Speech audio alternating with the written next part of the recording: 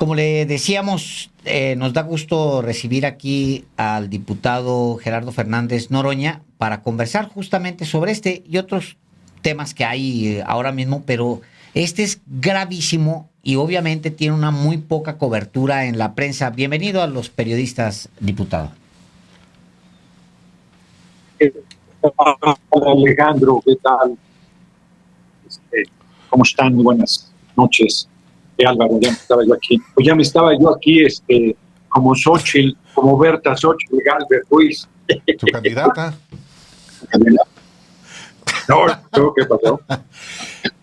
Gerardo, del inicio de la investigación contra Arturo Saldívar, antecesor de Norma Piña en la presidencia de la Corte y actualmente parte del equipo de Claudia Sheinbaum, pues marca un episodio inédito y en medio del proceso electoral, ¿qué representa? Sí, bueno, no tengo duda que hay una persecución política. Hoy lo comentó el compañero presidente López Obrador. Dicho de otra manera, si Arturo Saldívar siguiera de ministro de la Corte, no lo tocarían. Como decidió apoyar a Claudia Sheinbaum Pardo, se van sobre él, porque además no se había hecho nunca investigaciones sobre actos de corrupción en la Corte que deberían. O sea, no hay un acto de investigación sobre el juez, los jueces que le han dado prisión preventiva a Murillo Karam, o a Lozoya Talman, o a Juan Collado, o que liberó a Rosario Robles, por citar alguno de los ejemplos, o los muchos amparos dados a narcotraficantes que están presos, peligrosísimos y que pueden salir en breve por esta amparo tras amparo que les vienen dando. De eso no hay ninguna investigación. Y sí plantea Norma Piña, la presidenta de la Corte, en realidad la dirigente del partido de oposición más sólido que hay en el país, porque la Corte y el Poder Judicial se ha convertido en la oposición a nuestro movimiento, no solo es un reducto del conservadurismo, se van sobre Saldívar por esta razón. Ahora, también quiero decir que yo no sabía que hace 6 meses Hernán Gómez Broera sacó un libro sobre presuntos actos de corrupción de Julio Scherer, y se plantea que ahí hay cosas que pueden ser delicadas. Yo no he visto el libro, yo ahora sí que lo voy a leer, pero no tengo duda que hay persecución política a Saldívar y tampoco tengo duda que todo el mundo tiene que hacerse cargo de sus responsabilidades. O sea, yo he manifestado mi solidaridad con el exministro de la Corte, Saldívar, pero me preocupa esto que no sabía de este libro y de que hay señalamientos contra Scherer, que yo había oído cosas, ¿no? Entonces, eso es lo que yo percibo. La persecución, no hay duda, la solidaridad está. Es más, hoy me acerqué en la reunión que hubo con el empresariado nacional a reiterar mi solidaridad a Saldívar, pero sí veo no es fortuito que sea a unos días del segundo debate, no es fortuito que estén enderezando esta ofensiva, y me parece que de todos modos el Poder Judicial actúa con mucha hipocresía porque la corrupción del Poder Judicial es monumental. Ahí tiene a Pérez Dayán y a Luis María Aguilar, solo por citar a un par de ministros verdaderamente corruptos. Aquí el tema, no solamente también, pues obvio que se van en un hecho inédito contra el presidente de la Corte que acaba de salir, un ministro en retiro, sino que también es una intervención directa en elecciones. Nosotros comentábamos ayer, no, el viernes más bien, aquí cuando veíamos el documento y revisábamos los tiempos, la ministra recibe una denuncia anónima el lunes y el martes está ella ordenando una investigación. A la denuncia se le notan muchas manos, muchas desde adentro del Poder Judicial, como que dijeron, vamos, échenle, venga, todo lo que se pueda reunir, y luego la premura de presentar con una obvia, tal cual premura, en medio de una elección presidencial. Sí, a ver, yo insisto, a lo mejor fui muy escueto cuando digo hay persecución política. Cuando digo esto reitero, si el ministro Saldívar siguiera siendo parte de la Corte, no habría esta investigación. De eso no tengo duda. Si él no hubiese decidido apoyar directa y activamente a Claudia Sheinbaum Pardo, él estaría tan tranquilo en su espacio en la Corte. En el momento que él decide dar ese paso, se va la descalificación en su contra como si él hubiese actuado de manera facciosa. Hay que revisar sus votaciones. Todas sus votaciones fueron bajo la convicción jurídica que él tiene. Hay cosas que nosotros estábamos convencidos de que deberían ser aprobadas y él las votó en contra. Para decirlo, no es que hiciera lo que nosotros queríamos, o sea, no es que fuera un incondicional, él siempre actuó en base a su criterio y por eso hoy el compañero presidente dice: yo estoy convencido que es un hombre honesto y que hay una persecución política. Yo no tengo duda de ello. Insisto en eso, toda mi solidaridad. Ahora, y me parece que la Corte está tomando decisiones políticas disfrazadas de decisiones jurídicas. Lo viene haciendo desde hace rato, desde que llegó Norma Piña a la presidencia de la Corte. Así es que no solo es el reducto del conservadurismo, sino es el partido político de oposición más sólido del país, la Corte y el Poder Judicial. Y digo sólido no de que sea honesto, consistente, sino de que es el más duro reducto que tienen. Ahora, pero ellos no actúan partidariamente, dicen. En realidad, el problema que tienen es que tienen una pésima candidata, Berta Xochitl Gálvez Ruiz, y que lo que buscan es decir: miren, todos son corruptos, todos son iguales, son deshonestos, ellos que dicen que son honorables. Eso es lo que pretende, querer equipararnos, de que no hay opción. Claro que hay opción. El compañero presidente López Obrador, por más que le busquen, es integérrimo, que es el superlativo de honestidad. En el caso de nuestra compañera Claudia Sheinbaum Pardo, pues ya se pueden echar 3 clavados hasta lo más profundo y no van a encontrar absolutamente nada. Y con franqueza también digo que en mi caso pues pueden buscar lo que quieran y no van a encontrar absolutamente nada, ¿no? Es más, entro en el criterio de güey que dice Berta Xochitl Gálvez Ruiz: existe que arriba de los 60 años no tengas un patrimonio. Gerardo, ¿debe Saldívar separarse de la campaña de Claudia Sheinbaum para derrumbar una por una las acusaciones que se le hacen? Y una vez que derrumbe eso, pues va a quedar muy claro que no solamente es necesario, sino urgente, esa reforma al Poder Judicial que está podrido. Sí, claro. No, a ver, la corrupción del Poder Judicial a mí me parece que es indiscutible. Insisto, Pérez Dayán y Luis María Aguilar son unos verdaderos zampones, con fortunas personales que no se justifican aún con los sueldazos de 600 pesos mensuales de la Corte y todos los privilegios que tienen, por citar un par de ejemplos, pero le podemos meter una lista larguísima. Ese Poder Judicial tiene que hacerse uno nuevo, tiene que ser el pueblo el que lo elija. Yo no tengo duda de eso.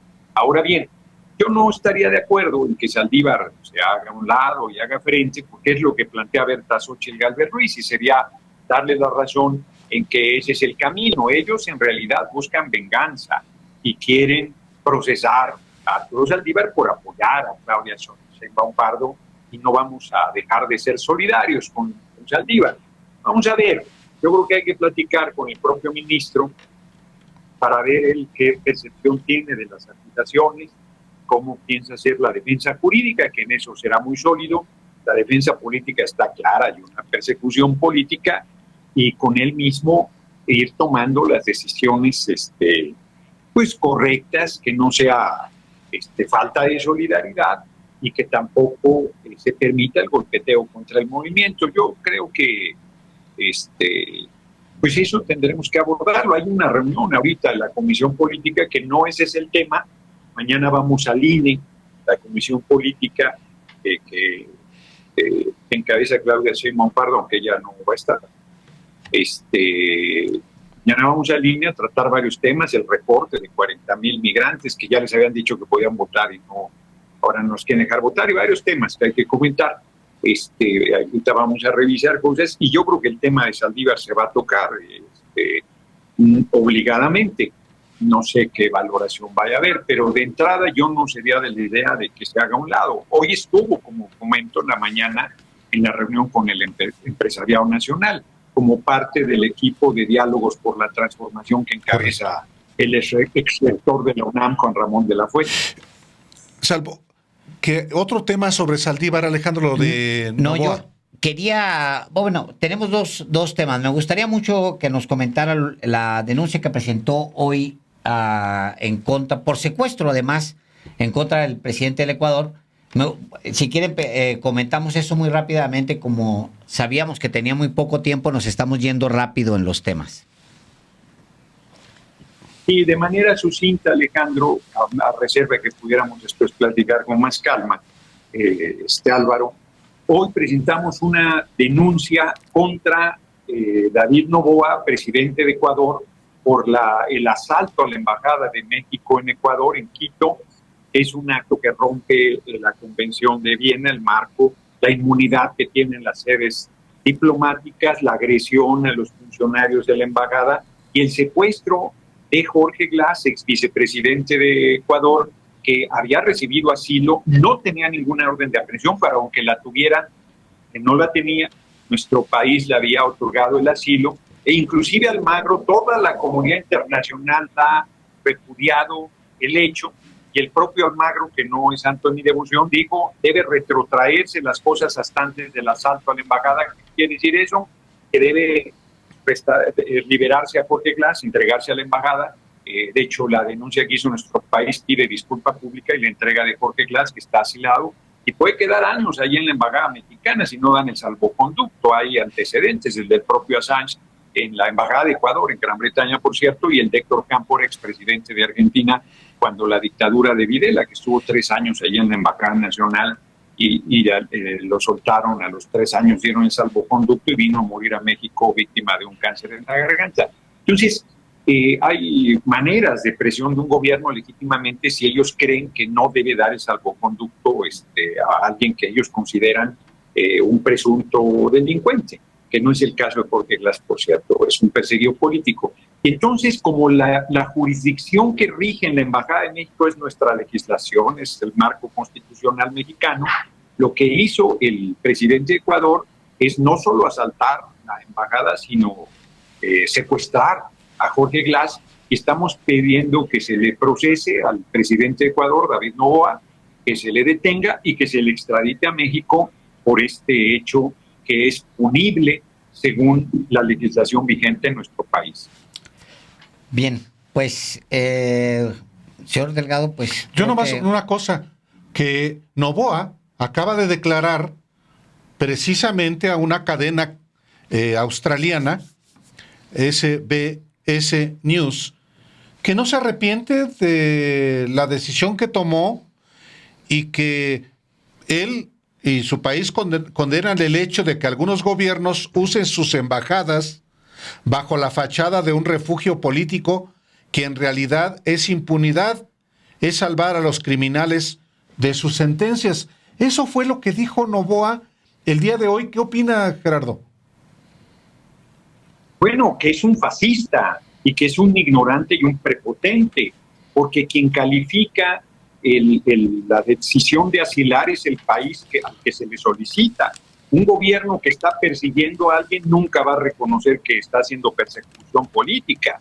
Y una clave de la Convención de Caracas, es de los años 50 del siglo XX, por cierto, esta convención es que el país que otorga el asilo es el que determina si hay persecución política, no el país que está persiguiendo, usted se nunca va a reconocer. Y me parece que Noboa no se entera dónde está parado, porque todos los países, no hay un solo país que valide el asalto a la Embajada de México en Ecuador. Ni un solo país, a menos que a la senadora María del Carmen Telles se le considere un país, pero no hay ni uno solo que diga que está de acuerdo en ese hecho. Insisto, la propia OEA, que es herramienta del gobierno de Estados Unidos, casi por unanimidad, solo se abstuvo El Salvador y votó en contra Ecuador, razones obvias, México no estuvo en esa sesión, condenó. Y reitero, Almagro dijo se debe retrotraer, que no quiere decir otra cosa, que deben entregar la embajada, respetar su inmunidad, entregar a Jorge Glass a la embajada y a la jurisdicción mexicana para que las cosas vuelvan al estado que tenían antes del asalto a la embajada misma. A mí me parece que inclusive el propio gobierno de Estados Unidos, que no tendría yo por qué dudar que hubiese en algún momento alentado esa agresión hacia nuestra embajada, pintó su raya y dijo, no, es muy grave, es una violación al marco legal, después de la declaración que hizo el compañero presidente diciendo que había sido muy débil la declaración de Estados Unidos y Canadá. Canadá ha seguido en la blandenguería, pero el gobierno de Estados Unidos sí condenó ya de manera enérgica este asalto. Yo creo que, insisto, como Jorge Glass, como Noboa es hijo del hombre más rico de Ecuador, es un junior, para decirlo de manera peyorativa, es un hombre acostumbrado a hacer lo que le da la gana, a pasar por encima de todo el mundo, a actuar con arrogancia y prepotencia, no se entera que no está manejando una empresa familiar, sino que está encabezando una nación independiente y soberana y que no puede hacer lo que le dé la gana. Bueno, que puede, pero tiene consecuencias el que rompa el marco legal, y más si es el marco legal internacional. México está pidiendo que sea expulsado de la ONU, Ecuador está pidiendo sanciones, y lo único que pide a cambio es la disculpa pública y la entrega de Jorge Glass, que es una posición verdaderamente razonable y el piso mínimo que nuestro país puede pedir. Yo, en mi condición de ciudadano mexicano y de diputado y de amigo de Jorge Glass, porque yo lo visité en el 2018 cuando hacía una huelga de hambre, pidiendo simplemente que se le tratara con respeto a su dignidad como ser humano y le dieran los medicamentos que él requería, no se los regalaran, su familia se los llevaba. Él tiene problemas de salud crónicos y una manera de presionarlo era no dándole los medicamentos. Lo visité en una huelga de hambre que está llevando a cabo en 2018. Fue liberado y hoy nuevamente apresado y además fue torturado. Ya quedó claro, recordarán que lo enviaron al hospital militar. Se manejó la versión de que había intentado suicidarse. No es así, él está en huelga de hambre y me parece que esta denuncia, yo creo que la Fiscalía va a actuar con agilidad. No he hablado con el fiscal Manero, no pretendo hacerlo. A mí me parece que yo estoy siguiendo el camino conducente y yo espero que la Fiscalía, está muy bien hecha la denuncia, muy sólida. El abogado Mancilla y su despacho que la hizo ha hecho un trabajo espléndido y yo espero que se nos otorgue el que se presente ante un juez la denuncia correspondiente. Y bueno, el Poder Judicial sí, ya sabemos que está corrompidísimo y en una de esas aplaude el asalto a la embajada, pero debería proceder en contra del presidente de Ecuador, Noboa. Gerardo Fernández Noroña, muchísimas gracias por la oportunidad de platicar sobre estos temas como parte del equipo de la candidata presidencial Claudia Sheinbaum. Muchísimas gracias. Aunque yo ahí, qué bueno que comentas esto, Álvaro, porque yo insistiría, lo platiqué en la mañana en la Comisión Política, pero la decisión de interponer la denuncia contra Noboa es una decisión personalísima. No es una decisión del equipo de campaña de nuestra compañera Claudia Sheinbaum Pardo. Sí es importante aclararlo, no porque sea incorrecto, sino porque fue una decisión que yo tomé pues, con la personalidad y las maneras que tengo propias. Sí lo comenté en la mañana y no hubo ningún planteamiento de, oye, no, está delicado, nada, no, pero sí aclaro que fue una iniciativa personalísima. Y las declaraciones sobre lo de Saldívar, mi solidaridad absoluta y mi preocupación sobre lo que haya de fondo, también es una percepción personalísima, ¿no? Ahorita apenas vamos a revisar el tema, reitero, seguramente estará en la agenda el tema de la denuncia, el inicio de la investigación contra el exministro y expresidente de la Corte, Arturo Saldívar. Muchísimas gracias, diputado. Buenas tardes, buenas noches. Gracias a ustedes. Un gusto, como siempre, platicar ahí en el espacio de ustedes, Alejandro, Álvaro. Un abrazo y un abrazo. Igualmente, muchas gracias. Muchas gracias. Buenas noches.